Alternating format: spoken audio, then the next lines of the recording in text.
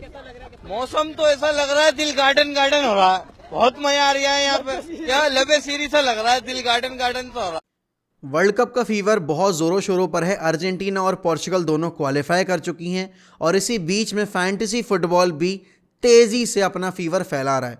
और अगर आप भी फैंटेसी फुटबॉल की मदद से अपने लिए ढेर सारा पैसा जीतना चाहते हैं तो आज ही जय गांधी का Telegram channel expert corner football जाकर ज्वाइन करें, जहां पर आप जय गांधी की एक्सपर्ट ओपिनियन से अपनी टीम बनाकर पैसा जीत सकते हैं।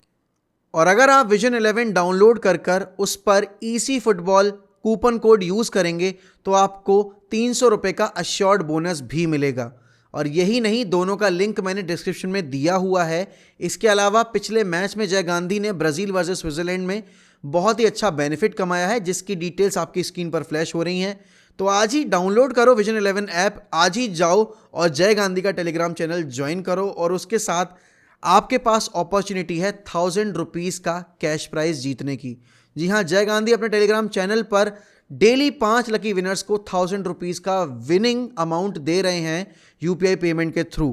तो देरी किस बात की है, डाउनलोड करो और आज ही जाकर ज्वाइन करो। नो नट नवंबर क्या सही तरीके से एंड करवाया भाई अर्जेंटीना ने मेसी फैंस का और अर्जेंटाइन फैंस का।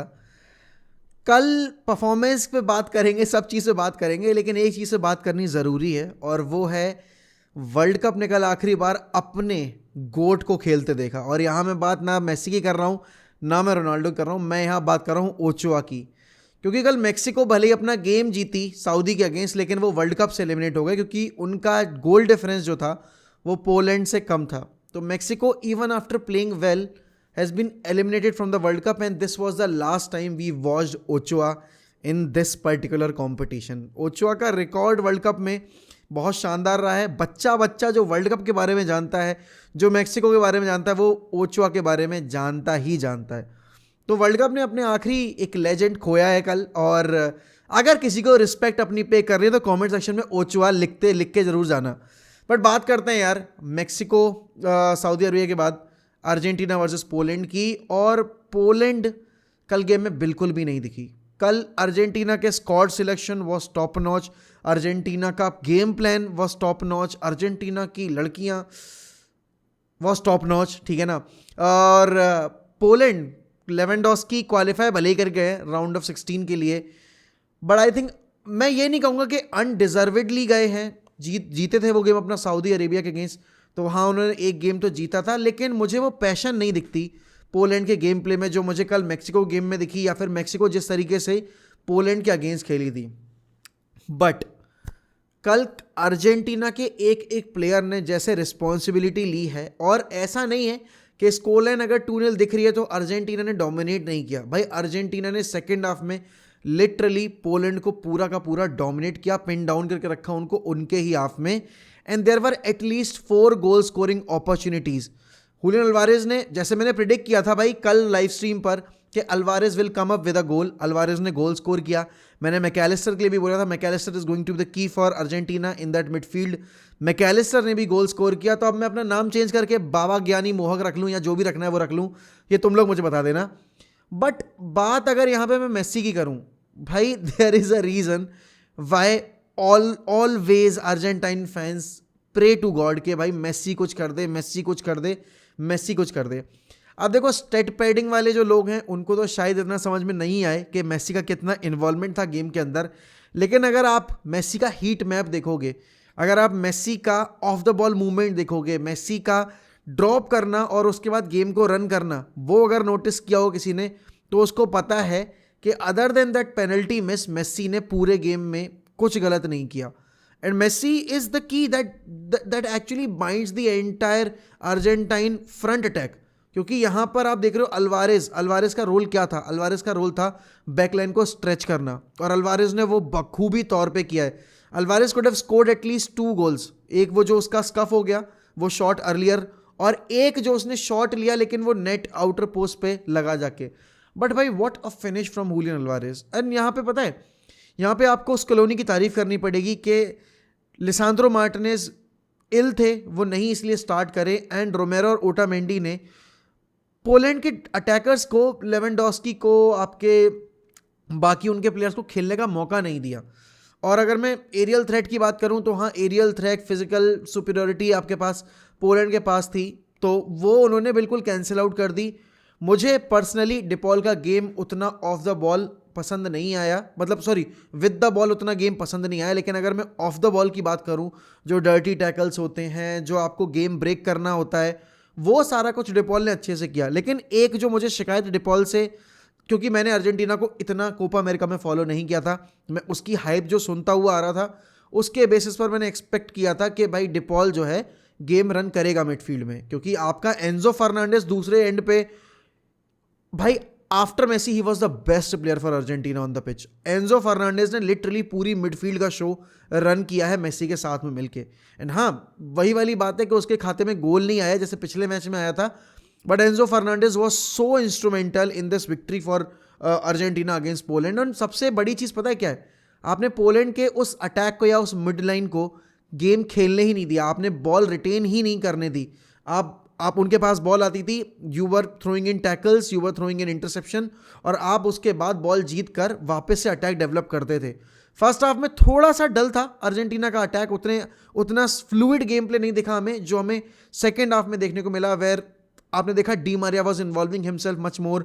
आपने देखा कि भाई मेस्सी जो है वो अटैकिंग फ्रंट में ज़्यादा इन्वॉल्व कर रहे थे अपने आप को। हुलियन अल्वारेज जो फर्स्ट हाफ में उतना इन्वॉल्व नहीं हुए थे, सेकेंड हाफ में उन्होंने अपना गेम अप किया।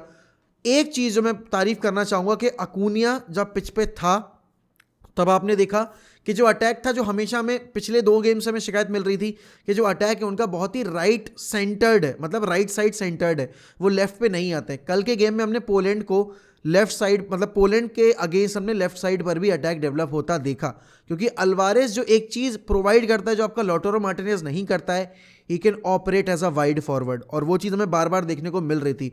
और क्योंकि वो वाइड जा रहा था तो he was stretching that backline of Poland, तो उस वजह से आपके मैकैलिस्टर को और एंजो फर्नांडिस को आगे आकर खेलने का मौका मिल रहा था। एंड ऑब्वियस बात है, मेसी से बेटर नंबर 10 या फिर मैं कहूँ फॉल्स 9 कोई खेलता नहीं है, और वो भी कल एक बार फिर मेसी ने प्रूव कर दिया। अगर मैं डिफेंसिव सेटअप की बात करूं तो मोलिना फर्स्ट हाफ में इतना इन्वॉल्व नहीं हो रहा था, बट जब, क्योंकि पहले हाफ में मैंने बहुत बार कंप्लेंट की कि भाई डी मारिया और मोलिना एक ही वेवलेंथ पे हैं, एक ही एरिया में एक ही उस पर ऑपरेट कर रहे हैं। सेकेंड हाफ में हमने देखा कि डी मारिया ने अपने आप को थोड़ा सा पुल बैक किया और फिर ओवरलैपिंग रन्स निकलने शुरू हुए मोलिना के। एंड जब वो पहला गोल आया उस पर जो मोलिना का क्रॉस था, बेसिकली लो क्रॉस था, तो वो आया इसी वजह से क्योंकि उसको बाद में सेकेंड हाफ में ये समझ में आया कि अगर उन्हें अटैक बनाना है और पोलैंड की इस बैकलाइन को ब्रेक करना है तो उन्हें नंबर्स थ्रो करने पड़ेंगे विंग पे, क्योंकि सेंट्रली उन्होंने कॉम्पैक्ट कर रखा था। और जब आपने वो किया तो अल्वारेज ने उस टाइम पर 2 डिफेंडर्स को कवर अप कर रखा था। And what a beautiful finish from McAllister, काफ़ी कंट्रोल्ड शॉट था। एंड देखो डिफरेंस दिख रहा है आपका, जब आप पिछले गेम में हारे थे सऊदी के अगेंस्ट तो पहला हाफ आपका जितना डल था, जब तक गोल नहीं आया था तब तक आप गेम में नहीं थे। मेसी के गोल आने के बाद आपने मैक्सिको के अगेंस्ट गेम इंप्रूव किया था अपना। पोलैंड के अगेंस्ट ऑपोजिट था, पोलैंड के अगेंस्ट जैसे मैंने डिमांड की थी अर्जेंटीना से एक परफॉर्मेंस, वो मुझे देखने को मिली राइट फ्रॉम मिनट 1। पोलैंड को उन्होंने पिन डाउन कर दिया, बॉल मूव कर रही थी बहुत स्विफ्टली और आप अटैक डेवलप कर पा रहे थे। थोड़े बहुत जो क्रैक्स थे वो आपके सेकेंड हाफ में इंप्रूव हो गए क्योंकि आपने उन पे वर्क किया और सेकेंड हाफ में थोड़ा सा अप्रोच अपना चेंज कर दिया। क्योंकि पहले हाफ में आपने देखा कि विंग पर अगर हम ओवरलोड कर भी रहे थे प्लेयर्स तो सेम चैनल में ऑपरेट कर रहे थे आपके विंग बैक्स भी और आपके विंगर्स भी। एक चीज़ जो यहाँ पर अब देखने वाली बात यह है कि अब ऑस्ट्रेलिया के अगेंस्ट इनको खेलना है राउंड ऑफ 16 में। इट्स अ फ्री पास कि आप ऑस्ट्रेलिया के अगेंस्ट जीतो और फिर सीधे क्वार्टर फाइनल्स का, मतलब ये मैं तो ये मान के चल रहा हूँ कि Argentina are going to the quarter finals, क्योंकि जो उनको ओपोनेंट मिला है। और मैं ये नहीं कह रहा कि मैं ऑस्ट्रेलिया को कम आ कर रहा हूँ, लेकिन ऑस्ट्रेलिया वो टीम नहीं है जो फ्रांस होती। क्योंकि अगर मैं फ्रांस की बात करूँ, ठीक है कल वो हार गए, उन्होंने टूनीशिया के अगेंस्ट अपना मैच गवा दिया, but that doesn't change the fact कि फ्रांस इस कंपटीशन में कितना अच्छा खेलती हुई है। ऑस्ट्रेलिया को उन्होंने धोया, उसके बाद उन्होंने डेनमार्क को धोया।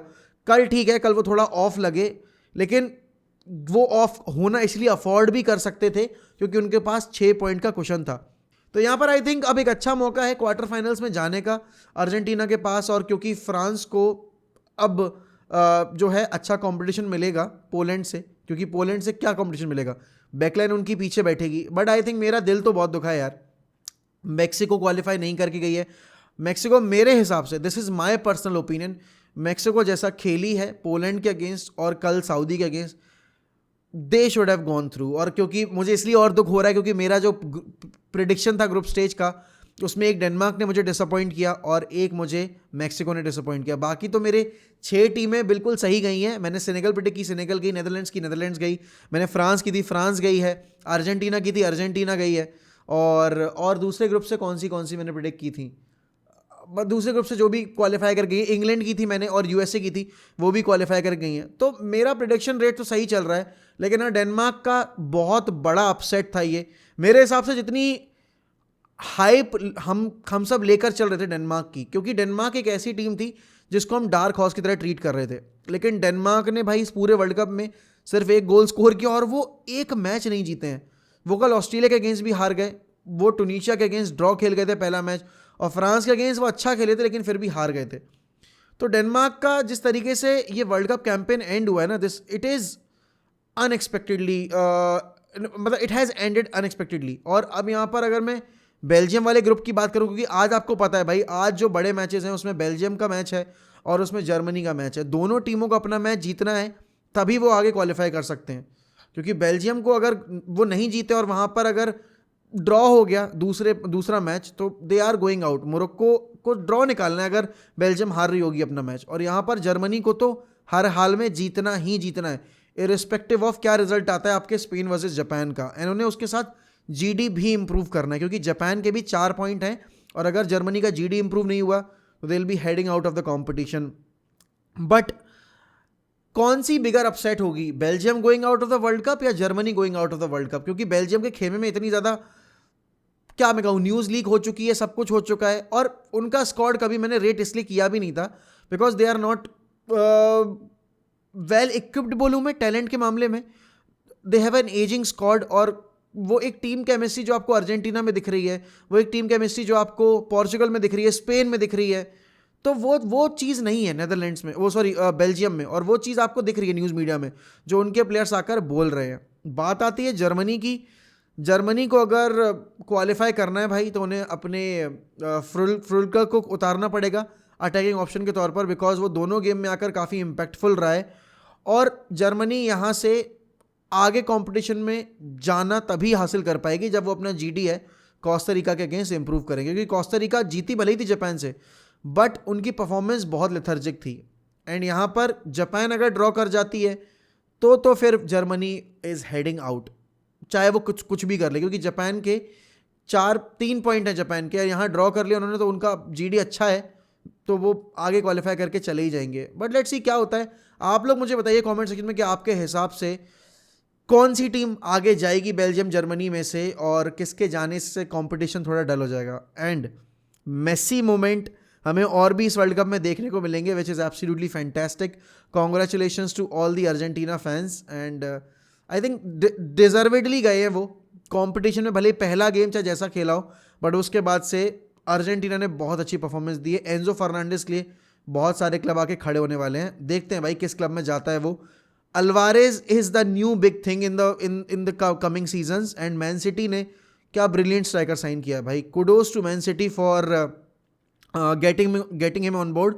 एंड यूनाइटेड नहीं कर पाई, United were also after Julian Alvarez, it is a big let down for Manchester United, but it is what it is, we can't do anything about it.